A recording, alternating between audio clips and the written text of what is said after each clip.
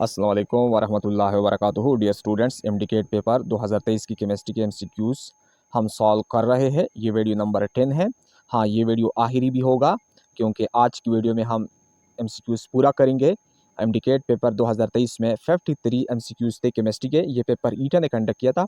हाँ, आज की वीडियो में हम तकरीबन 10-11 एमसीक्यूज़ के ऊपर डिस्कशन करेंगे, फिर ये पेपर कंप्लीट होगा। इस पेपर की केमिस्ट्री के एमसीक्यूज़ का सोल्यूशन कंप्लीट होगा। हाँ स्टूडेंट्स, स्टार्ट करते हैं आज की एमसीक्यूज़। आज हमारे साथ जो फर्स्ट एमसीक्यूज़ होगा और डियर स्टूडेंट्स ये वाला एमसीक्यूज़ होगा, देख ले। 163 ये वाला एमसीक्यूज़ है डियर स्टूडेंट्स। 168 सॉरी 168। अच्छा, एमसीक्यूज़ क्या कहते हैं? Optical activity of a compound is measured by an instrument is called polarimeter. हाँ स्टूडेंट्स, बहुत इंटरेस्टिंग, बहुत ऐसी एमसीक्यूज़ है जिस डिवाइस के थ्रू हम ऑप्टिकल एक्टिविटी को मेजर करता है एक कंपाउंड की उसको हम पोलोरीमीटर कहते हैं, पोलोरीमीटर। हाँ, आप लोग कहेंगे कि सर पोलोरीमीटर तो ये हुआ कि जिसके थ्रू हम ऑप्टिकल एक्टिविटी को मेजर करते हैं। फिर ये कैलोरीमीटर क्या है? कैलोरीमीटर वो डिवाइस है जिसके थ्रू हम मेजर करते हैं एक केमिकल रिएक्शन के दौरान जो हीट रिलीज होता है या एब्जॉर्ब होता है, या किसी फिजिकल प्रोसेस के दौरान जो हीट रिलीज होता है या एब्जॉर्ब होता है, वो जिस डिवाइस के थ्रू हम मेजर करते हैं वो है कैलोरीमीटर।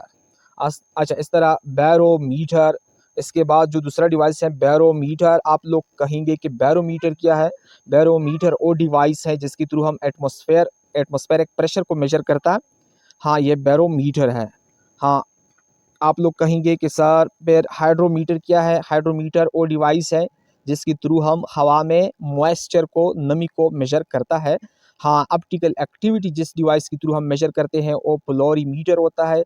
ये सेकेंड ईयर केमिस्ट्री का यानी 12 का जो केमिस्ट्री है, हाँ 12 केमिस्ट्री में ये यूनिट नंबर 16 जो है हाइड्रोकार्बन, इसी ही यूनिट में एक टॉपिक है ऑप्टिकल एक्टिविटी।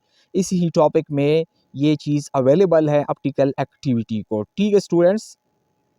अच्छा, इसके बाद एमसीक्यूज है स्टूडेंट्स, ये वाला देख ले 169। ये वाला देख ले 169। The structural isomerism in which isomer are in dynamic equilibrium with each other is called tautomerism. ये भी सेकेंड ईयर केमिस्ट्री यानी 12 का जो केमिस्ट्री है, हाँ यूनिट नंबर 16 हाइड्रोकार्बन, उसी ही चैप्टर में आइसोमेरिज्म का एक टॉपिक है। हाँ, आइसोमेरिज्म फिर दो तरह की है, स्ट्रक्चरल आइसोमेरिज्म, हाँ स्टीरो आइसोमेरिज्म। स्ट्रक्चरल आइसोमेरिज्म की फिर क्लासिफिकेशन है, उनमें से एक क्लासिफिकेशन का नाम है टाटोमेरिज्म। टाटोमेरिज्म में कंपाउंड्स की सेम मॉलिक्यूलर फार्मूला होता है और स्ट्रक्चरल फार्मूला डिफरेंट होता है, और दोनों आइसोमर आपस में इक्विलिब्रियम की फॉर्म में एग्जिस्ट होते हैं। हाँ, ये टाटोमेरिज्म है। ठीक है स्टूडेंट्स, आप लोग कहेंगे कि चेन आइसोमेरिज्म फिर क्या होता है? चेन आइसोमेरिज्म में मॉलिक्यूलों की मॉलिक्यूलर फार्मूला सेम होता है लेकिन चेन डिफरेंट होता है। जिस तरह हमारे पास आइसो अल्केन, सपोज आइसोब्यूटेन और new n n butane, isobutane और एन ब्यूटेन ये चेन आइसोमर है। इस तरह आइसोपेंटेन और न्यू पेंटेन, हाँ एन पेंटेन, ये चेन आइसोमर है। ठीक है डियर स्टूडेंट्स। इसके अलावा स्टूडेंट्स ये पोजीशन आइसोमर क्या होते हैं? पोजीशन आइसोमर स्टूडेंट्स ये भी स्ट्रक्चरल आइसोमेरिज्म की एक टाइप है जिनमें सिर्फ position of functional group different होता है। फॉर एग्जांपल ये हमारे पास एक कंपाउंड है, ये सपोज अल्कोहल है, इसमें इस यहाँ पे OH ग्रुप अटैच है। हाँ, सपोज दूसरा हमारे पास एक अल्कोहल है, उसी अल्कोहल में भी 3 कार्बन है लेकिन इसी यहाँ पे हाइड्रोक्सिल ग्रुप अटैच है। यहाँ पे फंक्शनल ग्रुप हाइड्रोक्सिल ग्रुप ईंड वाले कार्बन के साथ अटैच है, यहाँ पे सेकंड कार्बन के साथ अटैच है। पोजीशन ऑफ फंक्शनल ग्रुप जो है ये डिफरेंट होता है। बाकी तो यहाँ हाइड्रोजन भी होते हैं ना, बाकी तो वैलेंसी पूरा होगा हाइड्रोजन के साथ। मैंने सिर्फ फंक्शनल ग्रुप दिखाया। वो आइसोमेरिज्म जिनमें सेम मॉलिक्यूलर फार्मूला होता है, हाँ सेम नंबर ऑफ एटम्स होते हैं लेकिन position of functional group different होता है। ऐसे आइसोमर को हम कहते हैं पोजीशन आइसोमेरिज्म। ऐसे फिनोमेना को पोजीशन आइसोमेरिज्म कहते हैं। ऐसे आइसोमर जो होते हैं उसको हम कहते हैं पोजीशन आइसोमर्स। ठीक है स्टूडेंट्स। और इसके बाद जो मेटामेरिज्म है, मेटामेरिज्म में शॉर्ट ये याद रखे स्टूडेंट कि इथानॉल तो पता है कि CH3CH2OH ये इथानॉल है। हाँ, दूसरा ये याद रखें, डाई मीथाइल ईथर, इसका फार्मूला है CH3OCH3। ये देखें दोनों का अगर हम देखें यहाँ ये फार्मूला देख ले, इसमें 2 कार्बन है, 6 हाइड्रोजन है, 1 ऑक्सीजन है।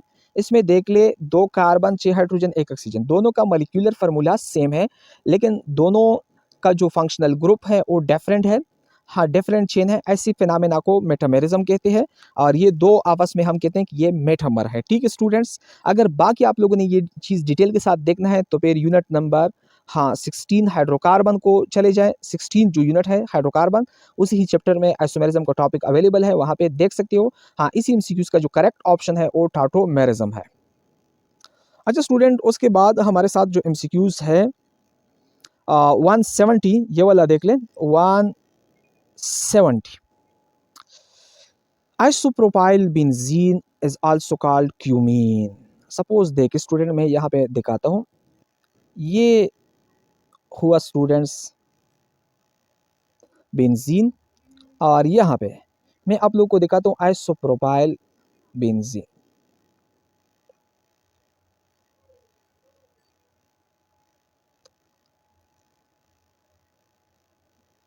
ये हुआ आइसोप्रोपाइल बेंजीन। आइसोप्रोपाइल बेंजीन का जो कॉमन नेम है वो है क्यूमीन। ठीक है, बाकी तो पता है कि ज़ैलीन क्या होता है, टोल्यूइन क्या होता है, क्रिसोल क्या होता है, ये तो आसान चीज़ें हैं। हाँ, क्यों आइसो, ये हुआ आइसो यानी प्रोपाइल। देखिए आइसोप्रोपाइल प्रोपाइल देख ले, ये आइसोप्रोपाइल, सॉरी ये चीज़ यहाँ पे नहीं है, ऊपर वाला चीज़ नहीं है। आइसोप्रोपाइल यहाँ पे एक हाइड्रोजन है, यहाँ पे एक हाइड्रोजन है। प्रोपाइल में 3 कार्बन होते हैं, ये देखिए 3 कार्बन है, प्रोपाइल है। लेकिन सेकंड कार्बन जो है उसके साथ बेंजीन अटैच है, तो ऐसे को आइसोप्रोपाइल कहते हैं। ये आइसोप्रोपाइल है, इसका कॉमन नेम क्यूमीन है। ठीक है स्टूडेंट्स, ए ऑप्शन करेक्ट है 170 एमसीक्यूज का। अच्छा, ये वाला एमसीक्यूज देख ले स्टूडेंट्स 171, आयनाइजेशन एनर्जी से है। हाँ, आयनाइजेशन एनर्जी से इसी ही टेस्ट में 2 एमसीक्यूज और भी आए थे। हाँ, वो एमसीक्यूज, और दोनों एमसीक्यूज मैंने पहले वीडियोस में ऑलरेडी डिस्कस कर चुके हैं कि किसी गैसियस एटम के वैलेंस शेल से इलेक्ट्रॉन निकालने के लिए जो एनर्जी रिक्वायर्ड होती है उसको हम क्या कहते हैं, उसको हम आयनाइजेशन एनर्जी कहते हैं। हाँ, आयनाइजेशन एनर्जी, अगर किसी एटम के वैलेंस शेल से फर्स्ट इलेक्ट्रॉन निकालने के लिए जो एनर्जी रिक्वायर्ड होती है उसको फर्स्ट आयनाइजेशन एनर्जी कहा जाता है। एक एटम है, गैसियस स्टेट में है, उसके वैलेंस शेल से फर्स्ट इलेक्ट्रॉन निकालने के लिए जो एनर्जी रिक्वायर्ड होती है उसको फर्स्ट आयनाइजेशन एनर्जी कहते हैं। सेकंड निकालने के लिए जो एनर्जी रिक्वायर्ड होती है उसको सेकंड आयनाइजेशन एनर्जी कहा जाता है। ये second year chemistry unit number 13 S&P block का जो चैप्टर है वहाँ से ये एमसीक्यूज लिया गया है। एमसीक्यूज क्या है, the first ionisation energy of aluminium is less than magnesium, this is due to. याद रखिए कि आयनाइजेशन एनर्जी की 4 फैक्टर भी मैंने एक वीडियो में बताए हैं। हाँ, बाकी तो आप लोग बुक भी देख सकते हो। आयनाइजेशन एनर्जी 4 चीज़ों पे डिपेंड करता है, एटॉमिक रेडियस, हाँ, nuclear charge, shielding effect, electronic configuration. कहते हैं कि एल्यूमिनियम का आयनाइजेशन एनर्जी मैग्नीशियम से कम है। क्यों? क्योंकि मैग्नीशियम जो है इसका आखिरी इलेक्ट्रॉनिक कन्फिगुरेशन है स्टूडेंट्स, मैग्नीशियम का, ओ हमारे पास, एक मिनट स्टूडेंट्स, मैग्नीशियम का आखिरी इलेक्ट्रॉनिक कन्फिगुरेशन है हमारे पास 3s2, और ये आखिरी इलेक्ट्रॉनिक कन्फिगुरेशन है मैग्नीशियम का, और ये कंप्लीटली फिल्ड इलेक्ट्रॉनिक कन्फिगुरेशन है। अगर हम एल्यूमिनियम की देख ले तो एल्यूमिनियम का है 3s2 और 3p1, ये पार्शली फिल्ड है। पार्शली फिल्ड इलेक्ट्रॉनिक कन्फिगुरेशन एक अनस्टेबल इलेक्ट्रॉनिक कन्फिगुरेशन होता है। हाँ, completely filled stable electronic configuration होता है। जब स्टेबल इलेक्ट्रॉनिक कन्फिगुरेशन से तुम इलेक्ट्रॉन निकालते हो तो लाजमी बात है कि वहाँ ज़्यादा एनर्जी रिक्वायर्ड होगी। इसी वजह से बस इलेक्ट्रॉन, ए ऑप्शन को देखिए, electron in the 3p1 of aluminium. Aluminium में जो लास्ट इलेक्ट्रॉन है वो 3p1 है, यानी पार्शियली फिल्ड है। सिंपल मकसद ये है, इसी वजह से आयनाइजेशन एनर्जी एल्यूमिनियम का कम है मैग्नीशियम से। बी ऑप्शन की तरफ देखिए, aluminium is less metallic than magnesium. No, ये रीज़न नहीं है, क्योंकि आयनाइजेशन एनर्जी मेटेलिक इस चीज़ के ऊपर डिपेंड नहीं करता है। Magnesium comes first than aluminium. No, left to right तो वैसे भी इंक्रीज होता है, लेकिन लेफ्ट साइड पे आ जाता है, पहले आ जाता है, तो ये होना चाहिए था कि मैग्नीशियम का कम, एल्यूमिनियम का ज़्यादा, लेकिन मैग्नीशियम का ज़्यादा है, एल्यूमिनियम का कम है। Ionisation energy from magnesium to aluminium decreases, no, ये रीज़न नहीं है। मैग्नीशियम टू एल्यूमिनियम डिक्रीज होता है, लेकिन रीज़न ये है हाफ-फेल्ड स्टेबिलिटी, बाकी तो लेफ्ट टू राइट इस तरह इंक्रीज होता है आयनाइजेशन एनर्जी। ठीक है स्टूडेंट्स, इस एमसीक्यूज का करेक्ट ऑप्शन ए ऑप्शन है। हाँ, एमसीक्यूज नंबर 172 है स्टूडेंट्स, ये वाला एमसीक्यूज है, देख ले। Which one has Prussian blue colour? हाँ, देख ले students, ferric hexacyanoferrate, iron 3 hexacyanoferrate 2, ये दोनों कंपाउंड, ये एक कंपाउंड का नाम है। हाँ, प्रोशियन ब्लू कलर, इसका फार्मूला अगर मैं दिखा दूँ, ये फार्मूला होता है डियर स्टूडेंट्स। हाँ, इसका फार्मूला मैं यहाँ पे दिखाना चाहता हूँ। Fe4 FeCN6, ये कम्प्लेक्स ड्रा किया, और यहाँ पे 3, यहाँ पे 3, ये है प्रोशियन ब्लू। हाँ, यहाँ पे डियर स्टूडेंट्स, इसका जो ऑक्सीडेशन स्टेट होता है ना, इसी का, इस आयरन का, इसका ऑक्सीडेशन स्टेट स्टूडेंट होता है +2, और इसका ऑक्सीडेशन स्टेट होता है +3। इसी वजह से ये फेरिक हेक्सासायानोफिरेट, ये भी इस कंपाउंड का नाम है। फेरिक मतलब ये फेरिक है, हेक्सा मतलब 6 सायानो है, फिरेट ये फिरेट है, और ब्रैकेट में 2 मतलब इसका ऑक्सीडेशन स्टेट +2 है। दूसरी बी ऑप्शन की तरफ देखिए, आयरन 3, बिल्कुल ये आयरन 3 +3 ऑक्सीडेशन स्टेट में है। हेक्सासायानो 6 सायानो है, फिरेट मतलब +2 ऑक्सीडेशन स्टेट आके लेगा, बिल्कुल ये है। दोनों सी डी ऑप्शन करेक्ट है, बोथ ए एंड बी, दोनों ऑप्शन करेक्ट है इस एमसीक्यूज का। बहुत इंटरेस्टिंग, बहुत, ये प्रूशियन ब्लू लंड्री के तौर पर, दूबी वगैरह, ये ब्लू पेंटिंग, ये एक ब्लू, जब वाइट कोटिंग हम करते हैं इसको, ये पेंटिंग वगैरह में भी यूज़ होता है। हाँ, हम जब क्लॉथ वगैरह धो लेते हैं, वहाँ पे जो सफ़ेद कपड़े होते हैं, वो जब हम धो लेते हैं, उसको जो पश्तो में हम कहते हैं नील, या उर्दू में भी हम नील कहते हैं, ये वो कंपाउंड है, सेकेंड ईयर केमिस्ट्री। हाँ, unit number 15 D block chapter से लिया गया है, जो ट्रांजिशन मेटल है, वहाँ कम्प्लेक्स कंपाउंड एमसीक्यूज लिया गया है। अच्छा, उसके बाद हमारे पास जो नेक्स्ट एमसीक्यूज है वो 173 है, ये वाला एमसीक्यूज है, 173 वाला एमसीक्यूज है। Which one is stronger Lewis base? हाँ, कौन सा जो है मंदरजज़ल में से वो स्ट्रांगर लीविस बेस होगा? हाँ, लीविस बेस याद होना चाहिए, वो स्पीशीज, लीविस बेस वो बेस होते हैं जिसके पास लोन पेयर इलेक्ट्रॉन होते हैं, लोन पेयर, ये लोन पेयर, लोन पेयर, वो स्पीशीज़ जो लोन पेयर उसके पास हो, वो डोनेट कर सकते हैं। डोनेट करने की एबिलिटी जिस स्पीशीज़ के पास हो, लोन पेयर हो, और उनका एबिलिटी भी हो कि वो डोनेट कर सके, तो ये लीविस बेस होता है। याद रखना चाहिए कि ये फिनोल जो होते हैं डियर स्टूडेंट्स, सो ये इस तरह होता है, ये फिनोल हुआ OH। हाँ, लोन पेयर तो यहाँ पे भी होते हैं, ये फिनोल है। उसके अलावा स्टूडेंट्स एनाइलिन, ये एनाइलिन है, नाइट्रोजन है, और यहाँ 2 लोन पेयर है। हाँ, उसके अलावा डियर स्टूडेंट्स, यहाँ पे जो पायरिडीन है, यहाँ पे दिखाता हूँ पायरिडीन, यहाँ पे एक नाइट्रोजन, चलो कलर चेंज करता हूँ, दिखाता हूँ स्टूडेंट्स, ये देखिए, और यहाँ पे नाइट्रोजन होता है, और इस तरह एक लोन पेयर होता है, ये होता है। ये हुआ पायरिडीन, ये हुआ एनाइलिन, ये हुआ फिनोल। हाँ, यहाँ ये 2 lone pair electron resonance phenomena के थ्रू मुकम्मल रिंग में डीलोकलाइज हो जाते हैं। ये इजीली डोनेट नहीं कर सकते हैं, ये गुड लीविस बेस नहीं है। सेम इस तरह ये भी नाइट्रोजन के ऊपर जो लोन पेयर है, रेजोनेंस फिनोमेना के थ्रू मुकम्मल रिंग में डीलोकलाइज हो जाते हैं, फैल जाते हैं, मुकम्मल रिंग का हिस्सा भी होता है, इसी वजह से ये इजीली डोनेट नहीं कर सकते हैं, ये स्ट्रॉन्गर लीविस बेस नहीं है। लेकिन स्टूडेंट यहाँ पे जो नाइट्रोजन है, ये तो बिल्कुल रिंग का हिस्सा है। हाँ, इसी वजह से अगर हम इस कंपाउंड का कंजुगेटेड स्ट्रक्चर ड्रा करें, तो मुख्तलिफ, यहाँ पे तो हमारे पास स्पेस भी नहीं है। स्पेस का मतलब नहीं है कि यहाँ पे हम ओरली एक्सप्लेनेशन ज़्यादा करते हैं, लेकिन यहाँ पे इसकी डीलोकलाइजेशन बहुत कम होती है, तकरीबन इस नाइट्रोजन के ऊपर फैक्स होते हैं, ये इजीली डोनेट कर सकते हैं। इसी वजह से सी ऑप्शन करेक्ट है, पायरिडीन स्टूडेंट्स। अच्छा एमसीक्यूज नंबर 174 डियर स्टूडेंट्स, ये वाला देख ले 174। ये वाला एमसीक्यूज है, photon of which of the following series will have largest wavelength. हाँ, लार्जेस्ट वेवलेंथ किस पुटान की होगी, हाँ, जिसका एनर्जी कम हो। Brackett series, Paschen series, Pfund series, हाँ, बल्मर सीरीज। याद रखे स्टूडेंट्स के लार्जेस्ट वेवलेंथ वाला पुटान जो होते हैं, पहले देखिए विजिबल बल्मर सीरीज में तो स्टूडेंट्स विजिबल रेज आ जाते हैं। बल्मर सीरीज जो है, बल्मर, इसमें विजिबल रेज आ जाते हैं, ईवी का मतलब विजिबल। फिर Paschen series, Brackett series, Pfund series. Paschen series, Brackett series, हाँ, पी फंड सीरीज।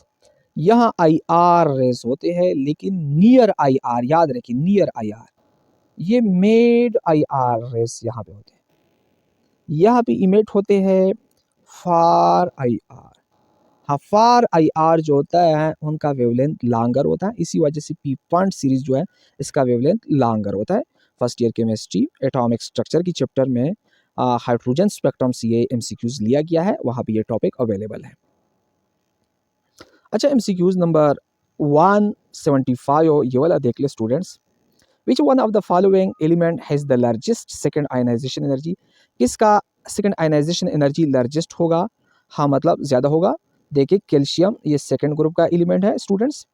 कैल्शियम जो है ये सेकंड ए ग्रुप का एलिमेंट है। और क्लोरीन ये 7 ए ग्रुप का एलिमेंट है, क्लोरीन। हाँ, ये बेस्मथ, बेस्मथ है, ये वी ए जो 5वां ग्रुप है इसका एलिमेंट है बेस्मथ। हाँ, पोटेशियम जो है ये आई ए ग्रुप का एलिमेंट है। ए पोटेशियम के पास तो वैलेंस शेल में सिर्फ एक इलेक्ट्रॉन होता है, एक। पोटेशियम के पास वैलेंस शेल में सिर्फ एक इलेक्ट्रॉन होता है। इस एक इलेक्ट्रॉन को निकालने के लिए जो एनर्जी रिक्वायर्ड होती है, एनर्जी रिक्वायर्ड होती है, उसको हम फर्स्ट आयनाइजेशन एनर्जी कहते हैं। सेकंड आयनाइजेशन एनर्जी की बात हो रही है, सेकंड आयनाइजेशन में तो पोटेशियम से तो हम सेकंड शेल से इलेक्ट्रॉन निकालेंगे, क्योंकि पोटेशियम के वैलेंस शेल में सिर्फ एक इलेक्ट्रॉन है। उसके लिए जो एनर्जी रिक्वायर्ड होगी वो तो फर्स्ट आयनाइजेशन एनर्जी कहलाया जाता है। अगर पोटेशियम से हम सेकंड इलेक्ट्रॉन निकालेंगे, वो तो सेकंड लास्ट शेल से निकालेंगे।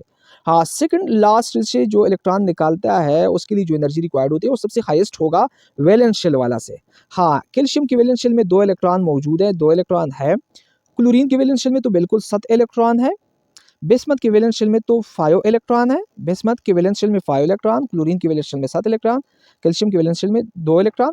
हाँ, पोटेशियम के वैलेंस शेल में तो 1 इलेक्ट्रॉन है। अगर पोटेशियम से हम दूसरा इलेक्ट्रॉन निकालेंगे वो तो सेकंड लास्ट शेल से निकालेंगे। सेकंड लास्ट शेल से जो इलेक्ट्रॉन निकाला जाता है उसके लिए एनर्जी सबसे ज़्यादा रिक्वायर्ड होती है as compare to valence shell से जो इलेक्ट्रॉन निकालते हैं उसके लिए जो रिक्वायर्ड होती है। ठीक है स्टूडेंट्स, इसी वजह से ये ऑप्शन करेक्ट है। अच्छा, लास्ट एमसीक्यूज होगा ये वाला students. The stronger the reduction potential the more difficult it is to be oxidise the compound. ये सेकेंड ईयर केमिस्ट्री, ये एमसीक्यू सेकेंड ईयर केमिस्ट्री से लिया गया है, sorry first year chemistry electrochemistry से लिया गया है, रिडक्शन पोटेंशियल से वहाँ ये टॉपिक मौजूद है। हाँ, जो जिनका रिडक्शन पोटेंशियल हाई होता है वो कंपाउंड बहुत डिफिकल्ट, ये बहुत मुश्किल से ऑक्सीडाइज होता है, रिड्यूस इजीली होता है लेकिन ऑक्सीडाइज मुश्किल से होता है। लेकिन जिनका रिडक्शन पोटेंशियल कम होता है, रिडक्शन पोटेंशियल कम होता है, वो इजीली ऑक्सीडाइज होता है, वो मुश्किल से रिड्यूस होता है। ये MCQs first year chemistry electrochemistry यानी चैप्टर नंबर 12 में मौजूद है। स्टूडेंट्स, हमने एमडीकेट पेपर 2023 को स्टार्ट किया था, उसकी 53 केमिस्ट्री के एमसीक्यूज हमने सॉल्व किए मुख्तलिफ 10 वीडियोज़ में।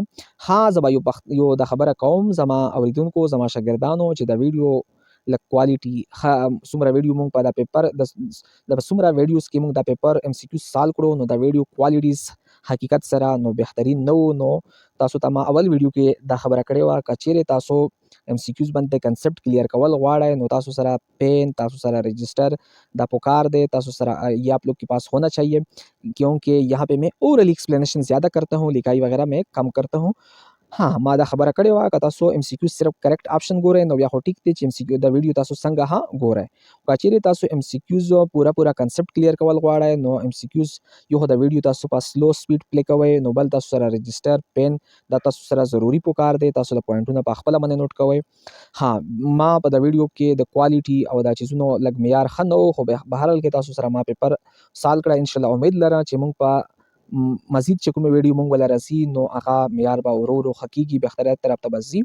او انشاءالله دې پسې چې مونږ کومه پیپر سټارټ کوو نو هغه به یا 2022 والا پیپر وي.